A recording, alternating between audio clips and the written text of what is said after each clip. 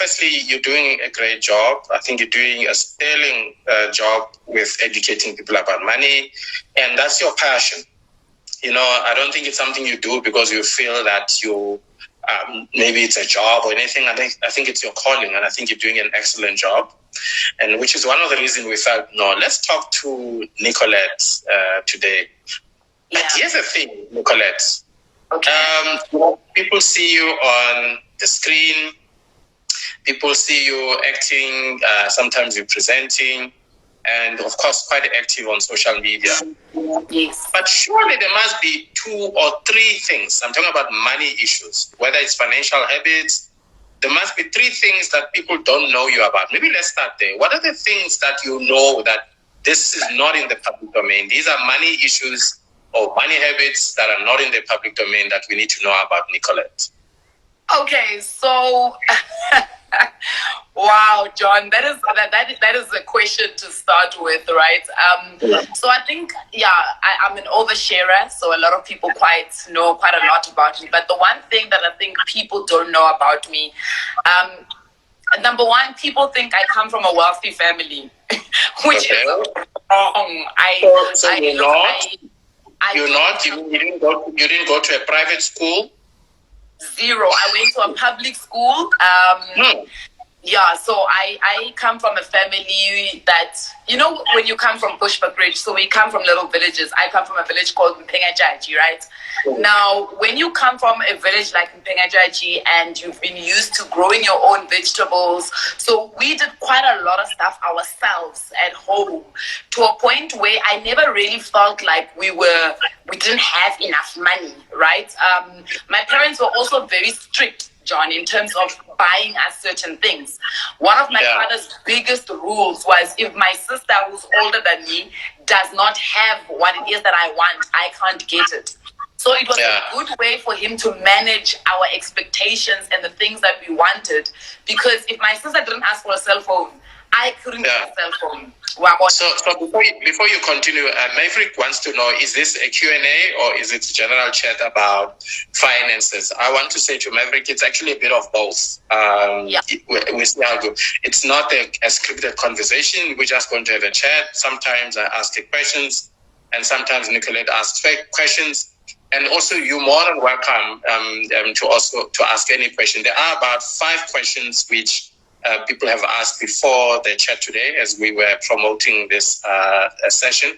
And we're going to try and deal with some of those questions. We're going to deal with property-related questions. People are wanting to know, is this a good time to buy? Other people asking, is it a good time to maybe apply for a loan when the interest rate? So we're going to deal with all those things. Okay? Yeah. Sure. Please, sorry for interrupting you. So we just needed to make sure that was covered. Very important clarification, John, and I think also very important to just add there that we're not going to be giving any type of financial advice. It's really just consumer financial education. But going back to my story, so I grew up in a house where a lot of my parents didn't encourage a lot of consumption. So because there wasn't a culture of consumption, we didn't get the latest clothes, the latest brands. I remember once going to high school on a CD's day, where you wear your normal home clothes, right? And my mom had bought us these taggies. And they had 2 lines. And it was a time when superstars were out. I'm Adidas superstars. And honestly, people made so much fun of us, but we were not even aware of what was in fashion, what was actually happening at the time, because we didn't grow up in a very consumer family. So because of that, I was sheltered and not realizing that I actually didn't grow up in a very wealthy family. Up until I went to Rhodes University. And I was like, hey, man, we're actually poor, hey? Like, so I think that's the one thing that a lot of people don't know about me. I think the second thing that a lot of people don't know about me is my financial mentality. I haven't really spoken a lot about it. I'm not the type of person to have my financial goals dictate where I invest, how I make money. I do things the other way around. I will first try and get the money, so create the financial runway. And then when I've got the financial runway and I know what is realistic in my purview, that's when I then decide, okay, but now that I've got 10 Rand in my account, I can buy this and that and that. So that becomes now my financial goal. But I also use a principle of being able to buy more than one of whatever it is that I'm buying. I will never ever buy anything unless I can buy more than one of it. So I think that's the other thing that a lot of people might not know. And then I think the third one is probably the fact that and most people know this, I didn't study finance. So I do a lot of reading on finance. I read. And the reason why I didn't study finance, and let's just have a fair conversation, it bores me to study those things because I don't see it, and I don't see money in black and white. I see money in social, because what I studied is social patterns. I'm a humanities student, so I studied social patterns, social behavior, and I say to myself, how do people relate to the principles of money? Because that's important, because you can talk about how pay yourself first. We can talk about how you must save to invest. You can talk about, decrease your debt. But if socially the person is not in the right place and socially their environment is not conducive, those things will never happen. Wabona. So I think for me, really, really important is people need to understand that the reason you hear me speak about finances is because I link it to social life. But at the same time, I am an example that all of us can get there financially, become savvy if you just want, if you have interest and you read and you ask questions. I ask a lot of, John, I ask you so many questions. I mean, I'm always there in your DMs, even in WhatsApp, and I'm like, John, explain this to me, So ask questions, guys. Use, especially where you've got resources. Most of us in our close circles, we've got friends that work in the banks, people that work in insurance. Ask questions, and I ask a lot of questions. Yeah, I like what you said. I mean, and I've also been very frank about that. I mean, I don't know everything about money. And sometimes you need to have a teachable spirit. You must have humility to ask from other people. So I always say the word guru or expert is overrated, because even lawyers who are called legal experts, they lose cases in court. Even medical doctors who have a lot of degrees. I mean, they've got PhD and this and that, but there are instances where they cannot save lives. We're sitting with the coronavirus now. It's not in the textbook. But so where is the expert now? So, I mean, I'm saying this with all due respect. I'm not to cast out on any profession. I'm just saying sometimes the word expert tends to be overrated. We are all learning. We are all in a journey. And I like the fact that you also open about that. You and I chat about, I mean, if I'm not sure about something, I'll give a call and vice versa. So, I mean, but let's get straight to the issue that I think people are more keen about. I mean, we are in a lockdown, and to top it all, the South African Reserve Bank have cut interest rate. I think we've seen one a couple of weeks ago of 100 basis points. We saw another one, when was it? Last week, I think. Yes. So I think the question in many people's mind is whether this is a good time to get into property, to buy property. So maybe let's chat about that, whether this is really a good time. And I see there was another question earlier by Stanley Checkmate, and his question was, how do I get into property without capital? And I think it's a brilliant question, one that we can deal with. Maybe let's deal with some of those questions and help each other in answering those questions. You go first. Yeah, look, John, I think what is really important when it comes to property is that we need to contextualize property correctly, because property is not just an asset class. The actual asset class is real estate, right? So very, very important that when we speak about property, we contextualize it under the actual umbrella of real estate. So I'm going to put that on the side for 2 seconds and speak a little bit about the interest rate cuts. It's also, again, important to understand what has actually happened, because I think a lot of us, we want to be reactive without understanding what the Reserve Bank has done.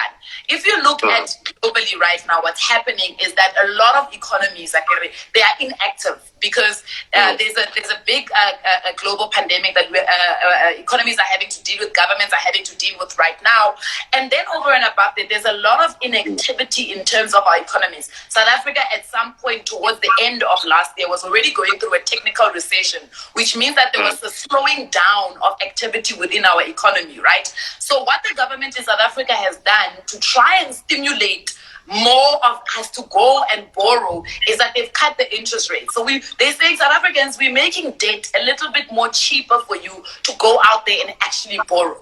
And it's quite interesting times right now, because the other thing that has happened is that the repo rate that the Reserve Bank has cut, essentially what they're saying to the commercial banks is, we're going to make it a little bit cheaper for you to come and borrow money from us. Which means that they, as the commercial banks, need to make it cheaper for the consumers to come and borrow money. But when they make that cheaper for us as consumers to borrow money, essentially they're making their margin a little bit smaller. So the question about real estate and whether right now banks are going to be happy to give out home loans is a question now about the different banks and their different lending criteria, right? Because they too do not want to lose any money. So I think that's really important. So I foresee that some of the banks are going to be very stringent in how they're going to be lending out money for home loans. But whether or not it is a great time to be investing in property, like any other asset class, has a thing called value investing. And basically what value investing is when you are finding assets, stock market, property, commodities, at a value lower than their real value.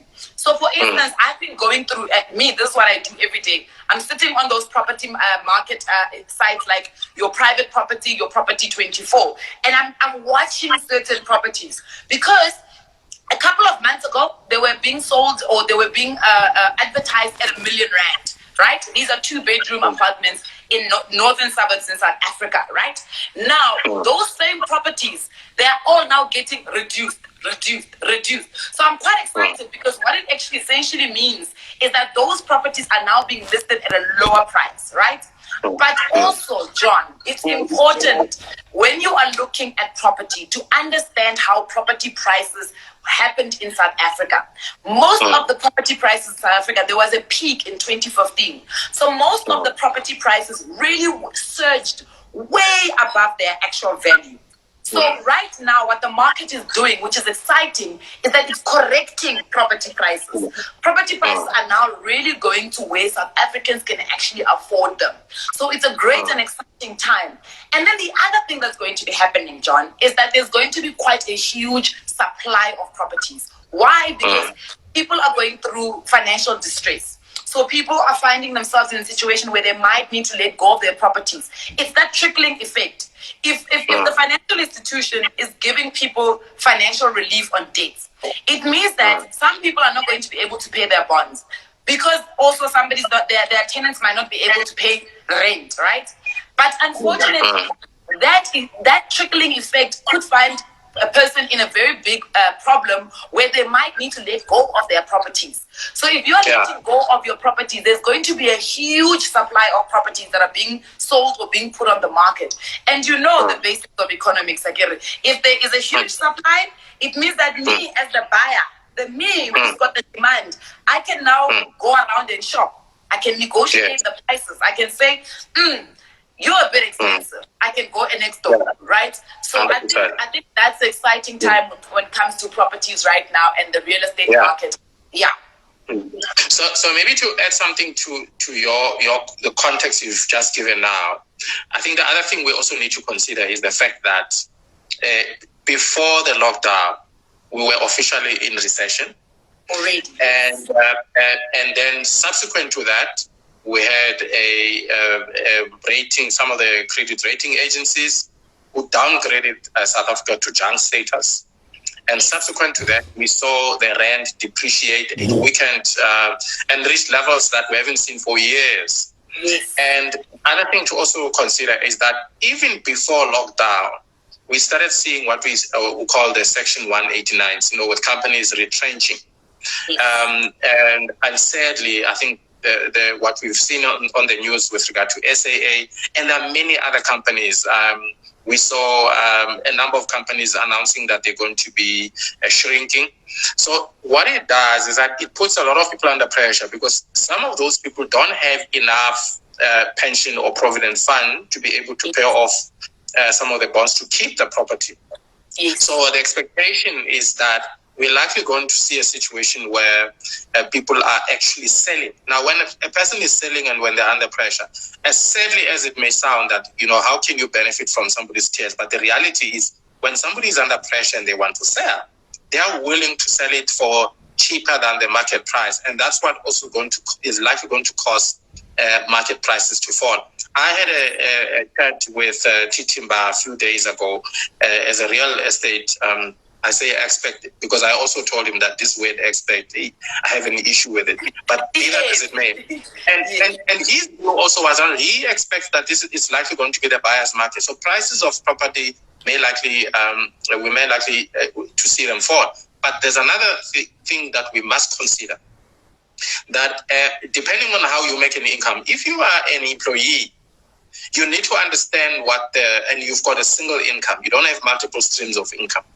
Before you decide that I am actually going to buy property or I'm going to move from my one to another one, a better one, please make sure you understand what the liquidity of your company is. Because if your employer comes and say, hey, we felt the pinch, because of the lockdown, and we either have to cut salaries or we're going to lay off people, you don't want to find yourself. Again, we're not trying to instill fear. We're just saying these are realities. I mean, you need to make a decision, because whatever we're saying here, number one, I must emphasize, does not constitute financial advice. So you need to speak to your financial advisor.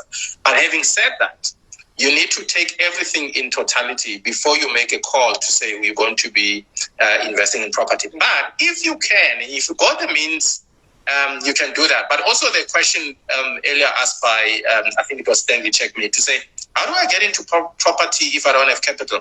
That's the thing about credit. This is where we're saying you can use credit to create wealth. Credit is not just about consumption. So sometimes we tend to think of credit when I need money for not necessarily investing.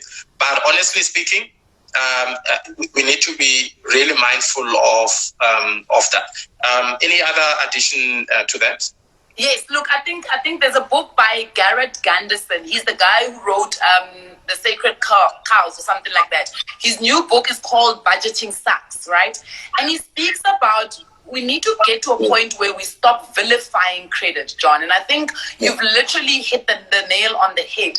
This thing of us saying, your skoloto is bad, your skoloto is bad, it's a very dangerous and a tricky and a very slippery slope, because at the end of the day, not many people in this country, especially the average South African, can buy assets such as property without the use of credit lines. What we need to be doing is to be educating people. What is the best way to use credit? How do I make sure that I negotiate the right interest rate? How do I make sure that I'm not buying a property that is above its value, or I'm buying an overpriced property? How do I make sure that my terms and conditions when it comes to my credit agreement are in line? And then over and above that, how do I ensure that credit? Because if anything is to happen to me, I need to make sure that credit can have some sort of cover that will pay out to be able to pay for me not being able to.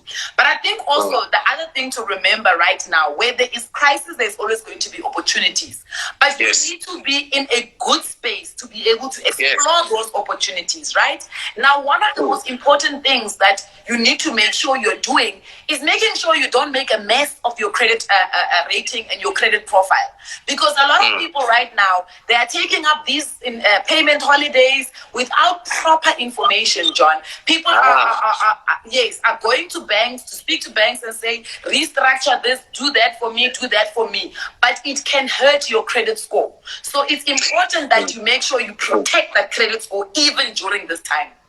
So I'm glad you've touched on that, because right now we've got people who are deciding whether or not they should take these debt relief or payment holidays. I mean, I've always said, a payment holiday is not a holiday of interest.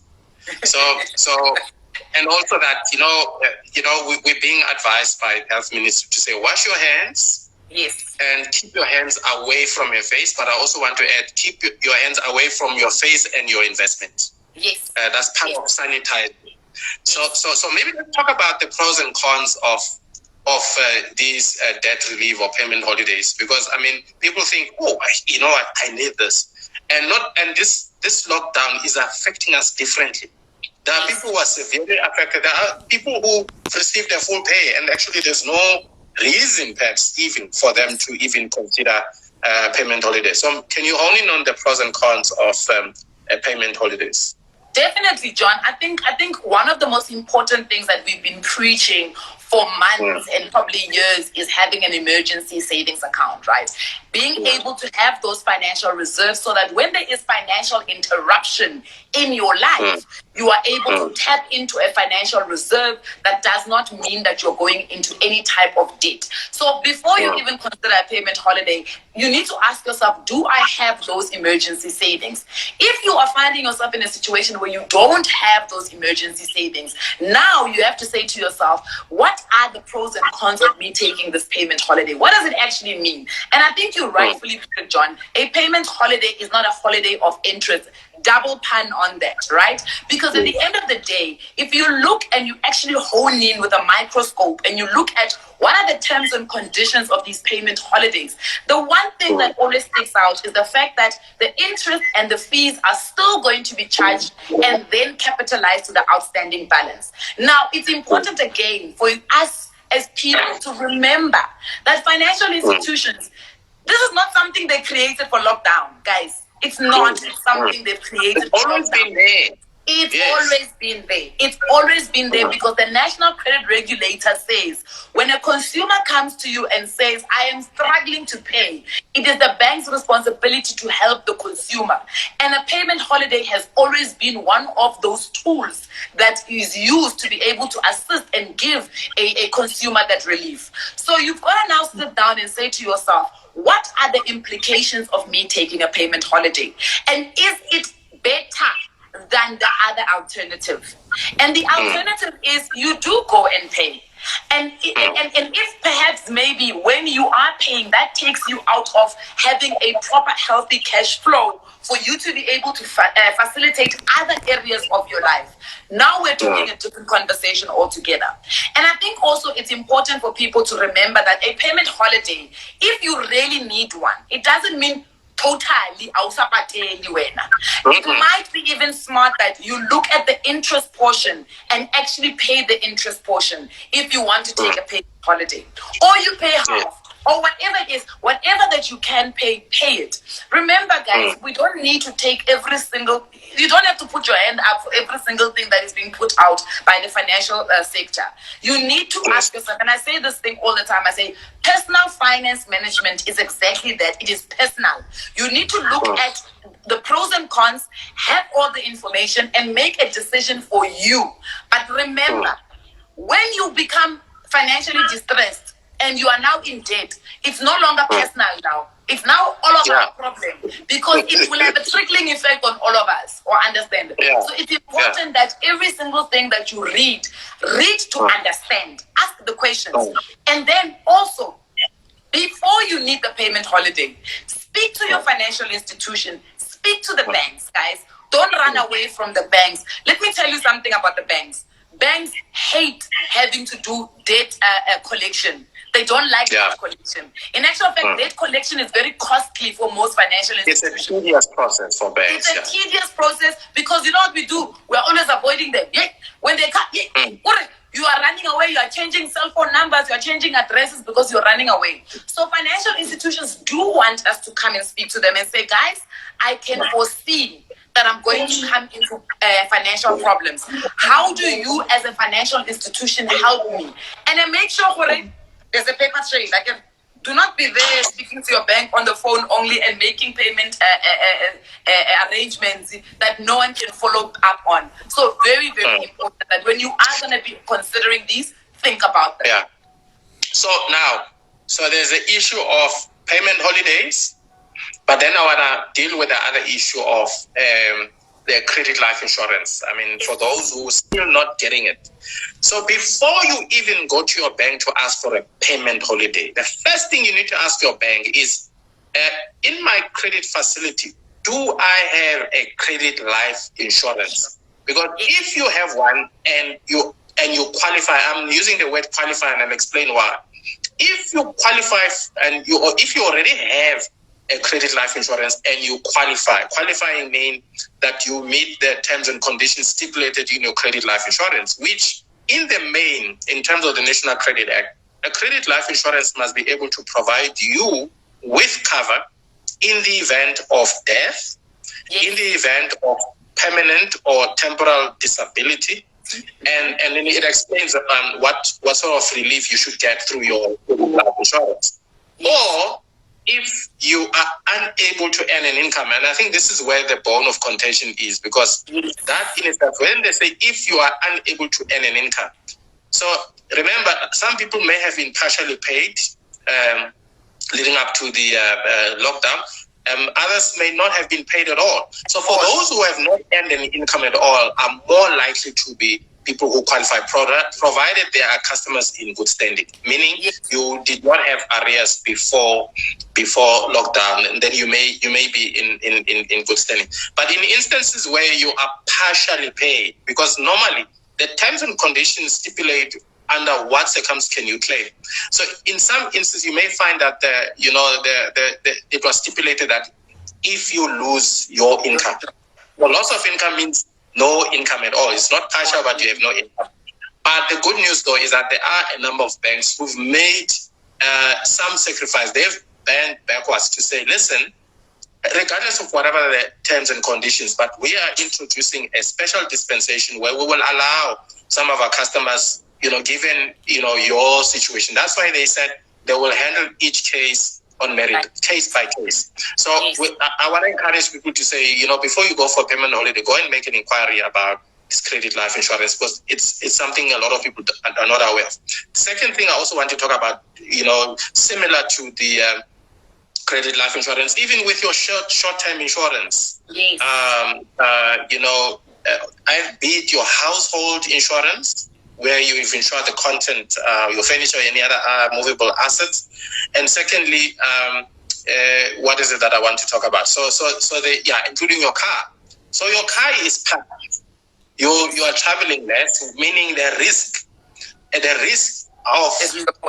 that you've insured is actually less, and as a result, you may find that the premium is less. So you phone your car insurance company and say, look, can you please make a plan? And you're more likely to going to get. Some of them are doing it automatically with all their customers, where they're giving them about 25% cuts of their normal monthly premium. So look at that. Even with your life, insurance, your life companies, and find that if your policies already have a payment holiday. Sometimes you find that there is, but you're not aware. Yes. Even if there wasn't, there might be a special dispensation. The most important thing here is that find out, just call and understand what it's saying. Now, here's another question.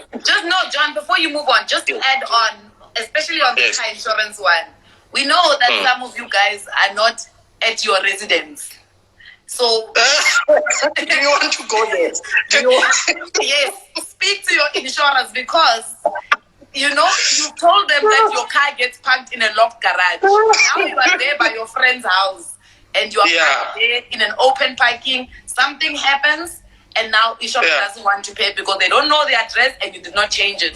So it's important again to tell you. So and I think more than anything, what we're both saying, John, is for people to start creating a healthy communication relationship with their financial institutions. Because at the end of the day, when they know, they can help you.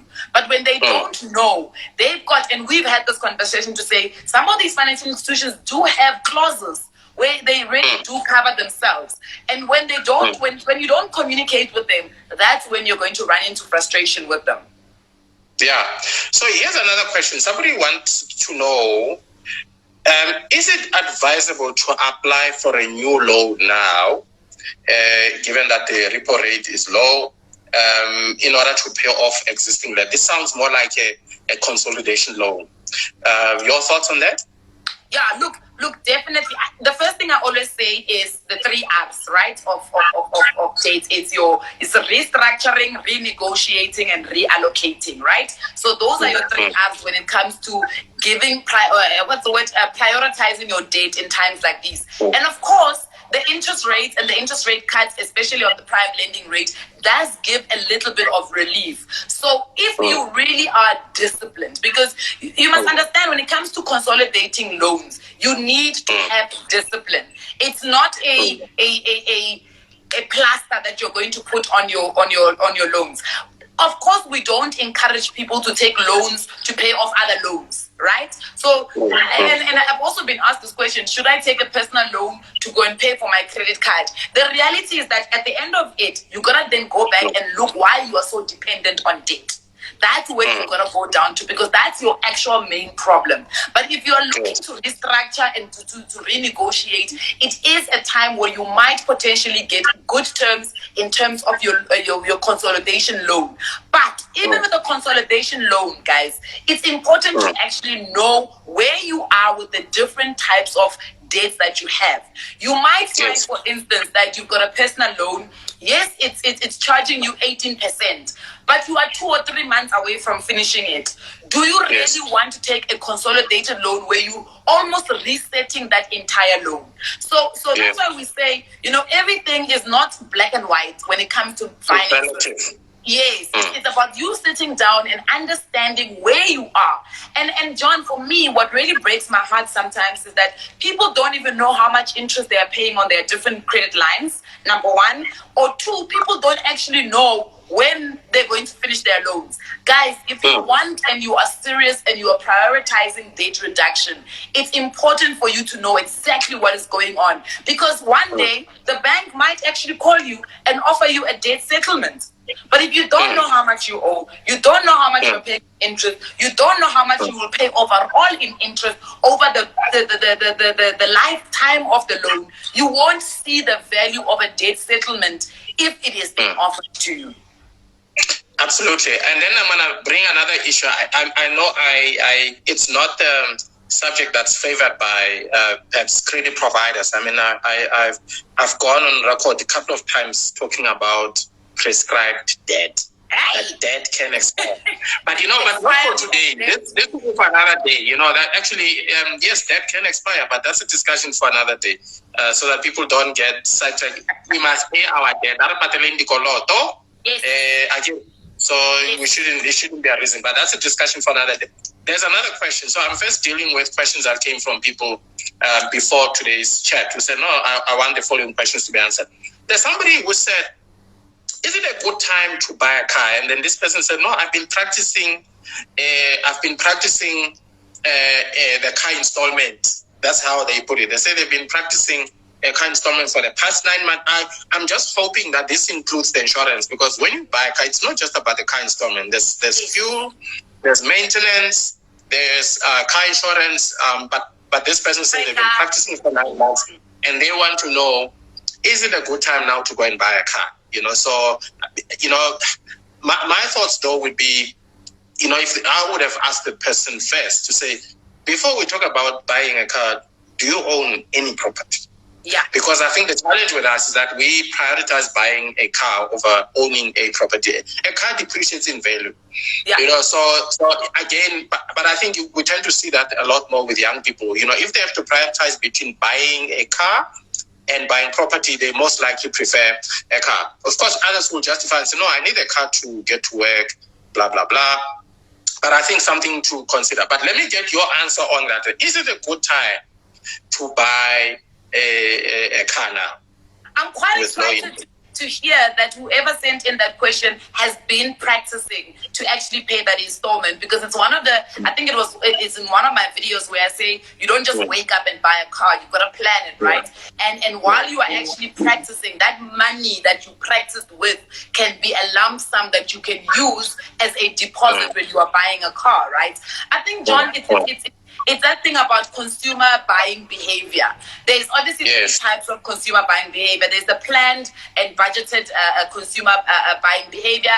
There's your compulsive buying, and then there's your impulsive buying, right? Now the question is, what was the plan from the start? When this person started practicing to actually put money away to buy a car, when was the goal to say, after 6 months, I'm going to be buying a car? So is this 9 months that they're talking about, was that the planned date? So it depends on all those things, right? I think also very important to remember is that if you are in a good financial state, remember, finances don't work in isolation. And I think it's important for us to tell people this, because people think that if they are saving, they are good, they've done well, but they are living way above their means on the other side. It's important that if you have time, read the book, The Richest Man in Babylon, because he really puts down the commandments of personal finance as easy as possible, and they are clear, but they work together. So if you are going to be finding yourself in a situation where right now you want to make the decision to buy a car because you have deemed it an important asset to purchase in your life, it's important to make sure that you do have the emergency account in place, because if something happens, a car is not going to be able to help you. You need to make sure you've got in place. Have you, as you said, John, have you factored in the things like insurance, your trackers, your credit insurance, all those things that are going to protect this asset that you have bought? Because remember, there's a thing called protective assets and protective assets, productive assets, destructive assets. These can also be seen as expenses. Productive expenses. So a car can become a productive expense provided that you have planned for it. You know exactly what car you're buying. You're buying a car below your means, because the other thing we do is that we try to buy the most expensive car. So if the bank says, we are willing to give you 300,000 rand, when are you want to go and buy a car for 300,000 rand? No. Buy a car that is below your affordability, because at the end of the day, you need to move from A to B. I get that's what a car is supposed to do. Yes, it might facilitate other income generating opportunities in your life, which can then offset whether it is that you want to buy a car or a house before. So in this conversation about car or house, I always say to people, our lives are not the same. Buy what you need right now. But whatever it is that you are buying that you need, make sure that you are not overextending yourself. And think about the future, because you can get into a credit agreement now. 2 years down the line, you fall pregnant or you want to start a family.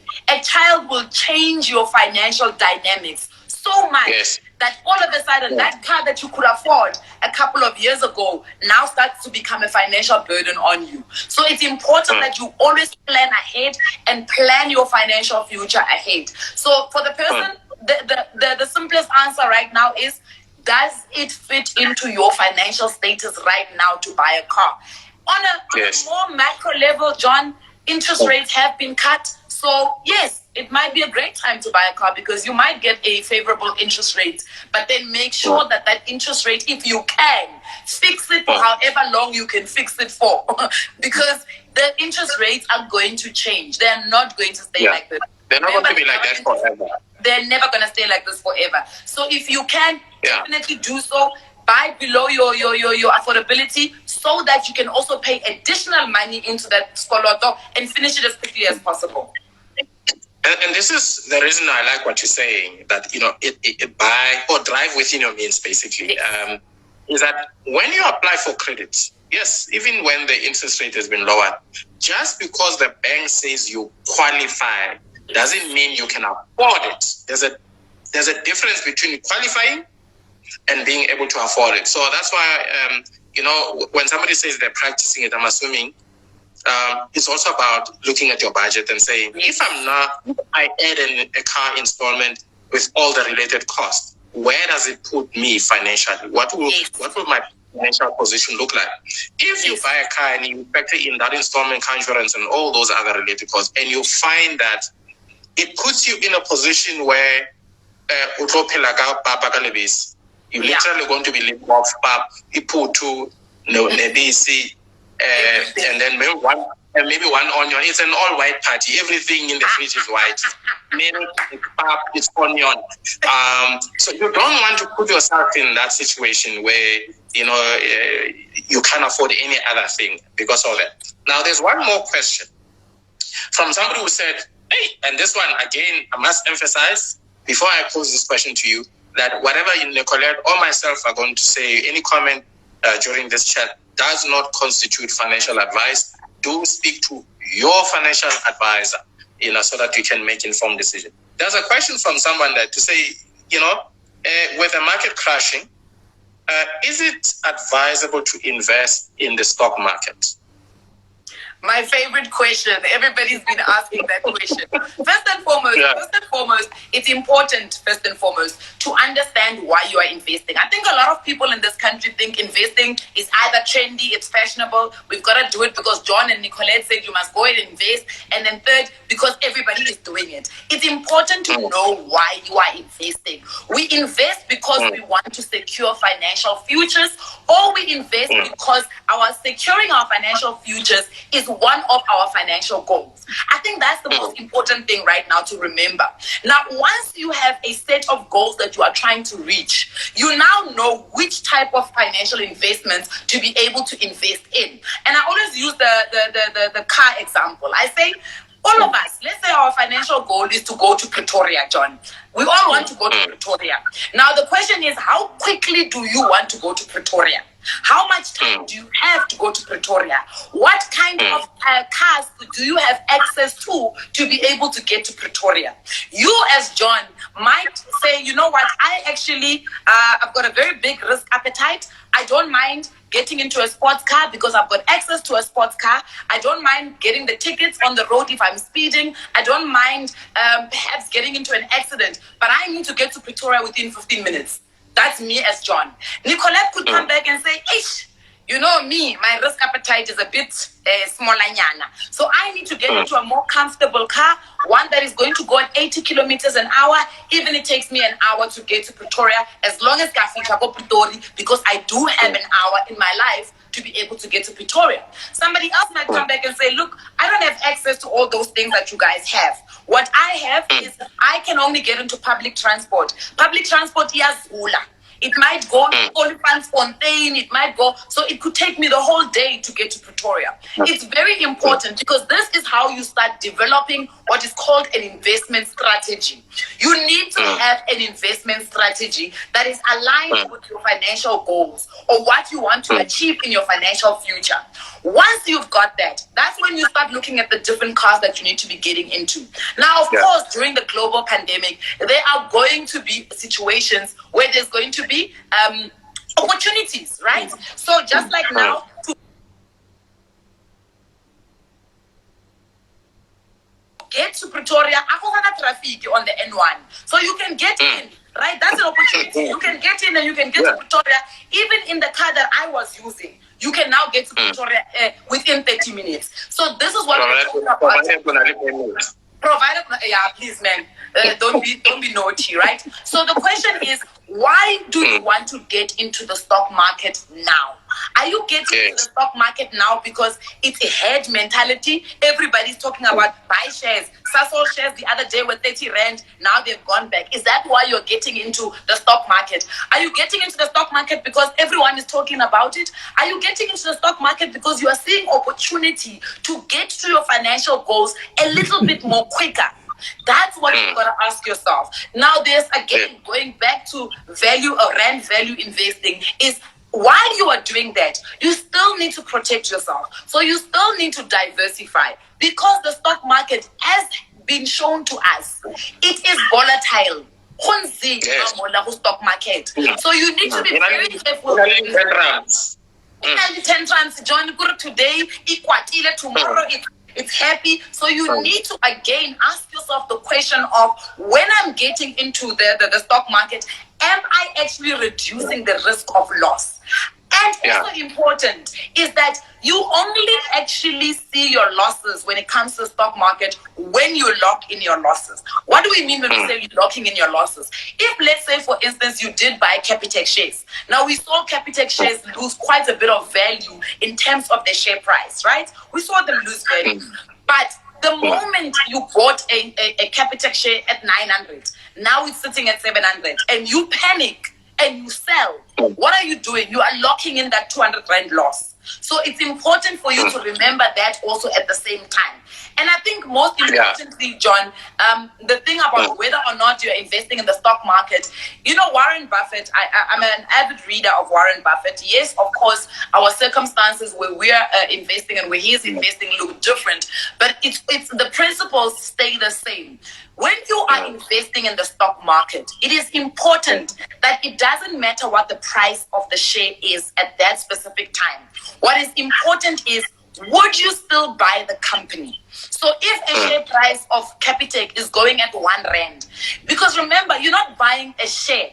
You are buying the entire company. You are buying the value system of the company. You are buying a sound company. Unless you are a trader.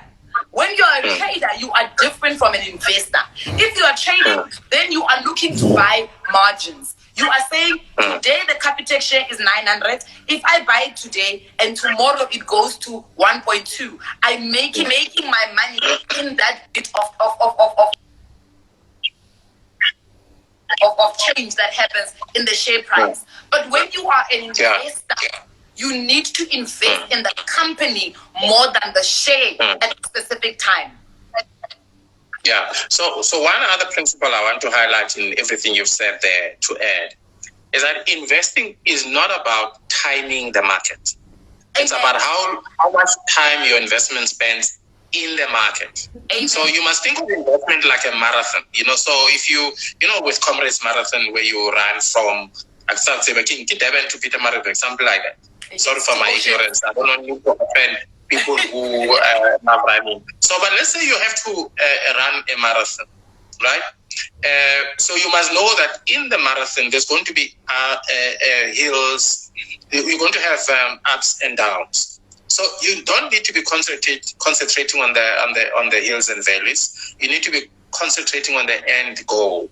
Yes. So at times, the market will dip. Sometimes it go up. But if you draw a line and you see the line and the trajectory, the pointing upwards, you know that actually your money is growing. Yes. And I think that's going to be very important. It's not so much about coming the market.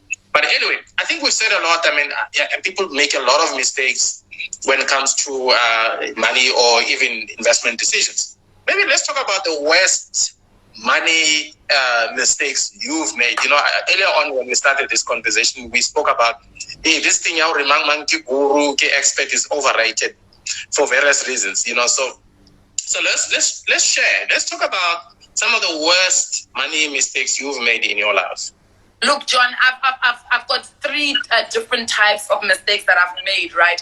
The first mistake that I definitely made was not understanding how interest rates work. So I once bought a car radio for my car on credit.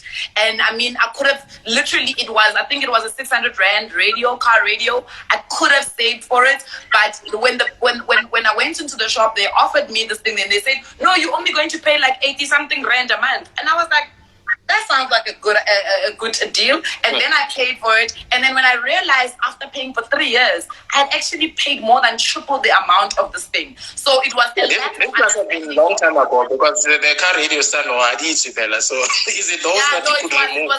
It was when I was still driving Kidiboni. I think the second one that I make is one that is very popular that I speak about quite a lot is signing an offer to purchase and not knowing that it can become a legally binding document the moment that suspensive clause is actually... And you can't just change your mind just because you woke up on a different side of the bed. No, my friend, it doesn't work like that. And then I think one of the most important ones that I've made that I don't really speak a lot about... 250,000 rand. 250,000 rand, John. A quarter of $1 million that I lost at the hands of a boyfriend.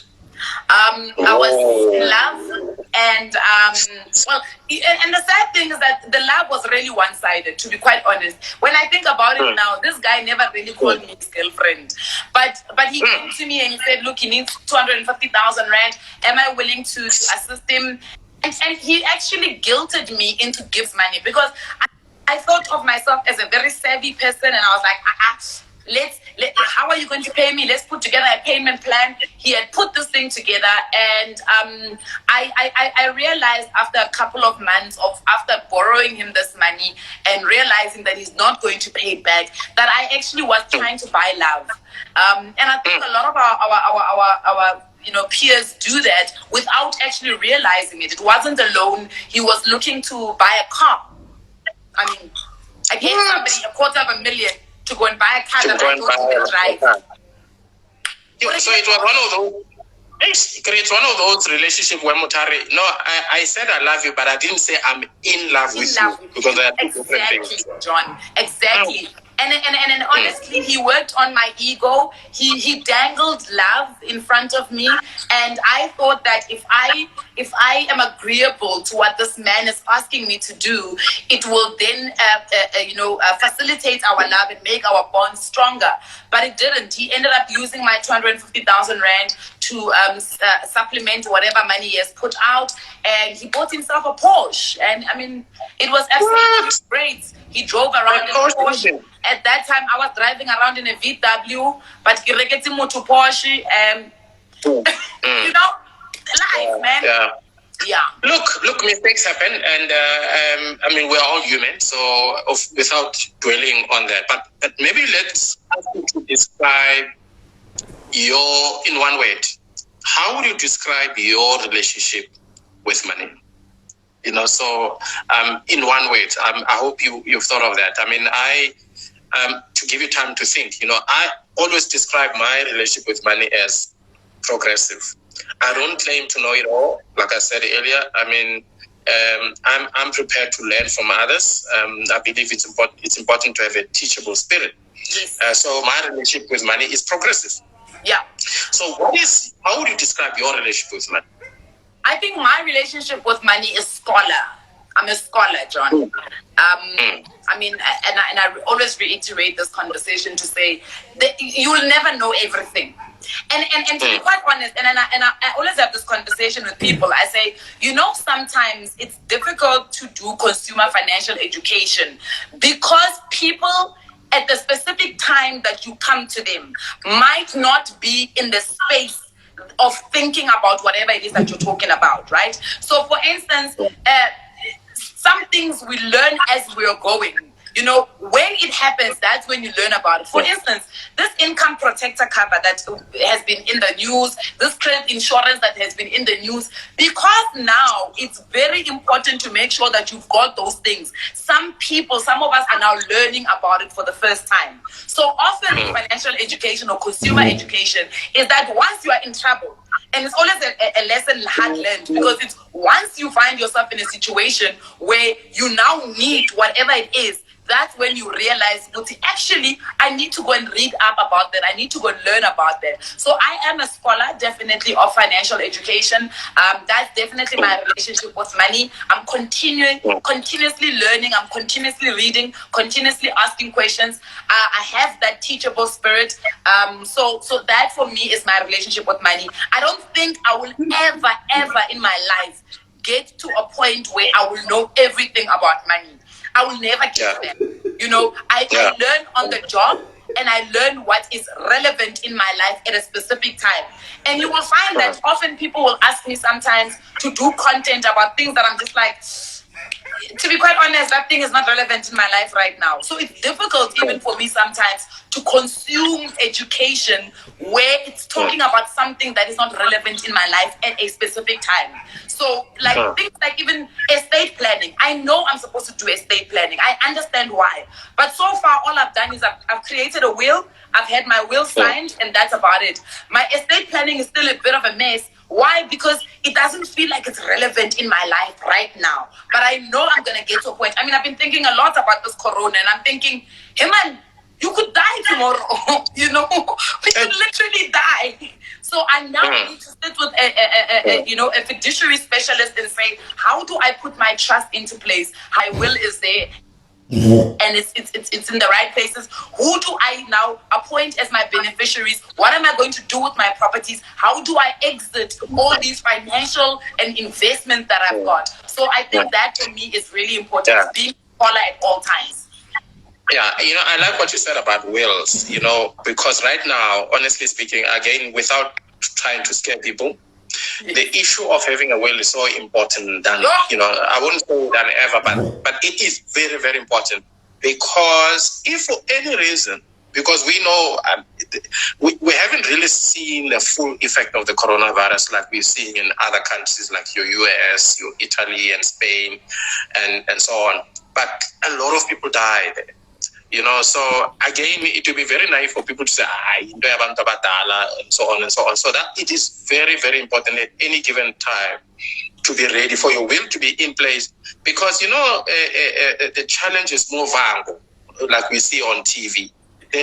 You know what? People fight over somebody's estate, because before you died, you didn't make proper preparation. You didn't really spell out exactly how you want your estate to be distributed. So I think it's going to be very, very important for people to look at that. But